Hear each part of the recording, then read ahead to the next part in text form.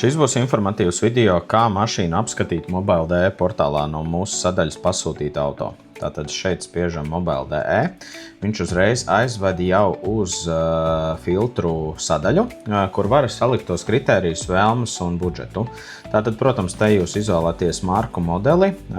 Šis lodziņš ir cenas izvēlē, šis ir pirmam reģistrācijas datumam un mileage būs nobraukumam. Tātad, var ielikt līdz 200 000. Protams, visās šajās ailēs var rakstīt arī ar roku.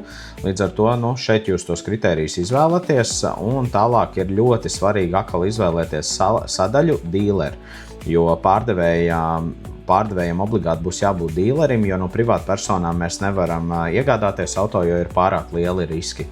Un tad šeit ieliekam dealeri piedāvājums, un te vēl patinot uz leju var izvēlēties dzinēju tipu, jaudu, kilovatus, pilnpiedziņu, priekšpiedziņa, kārbas veidu, mašīnas krāsu. Šeit arī ir no komplektācijas vēlme kaut kādas ekstras, kas būtu obligātas.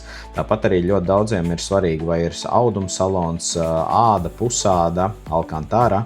Tad šeit visus šos kritērijus var saķeksēt un uzlikt, un tālāk jau, ja piemēram negrib redzēt arī bojātos auto, tad uzspiež do not show, lai viņi nebūtu. Un tad, protams, spiežot tālāk meklēt, tad pēc jūsu kritērijiem izvēlētie auto tiks atlasīti, un tad var saprast, kādi ir šie piedāvājumi, un vidēji šīm cenām būtu jāpierēķina klāt 2000 eiro. Tās cenas var variēt, aprēķins katrai mašīnai būs individuāls, izvērtējot to pašu mašīnu pēc būtības.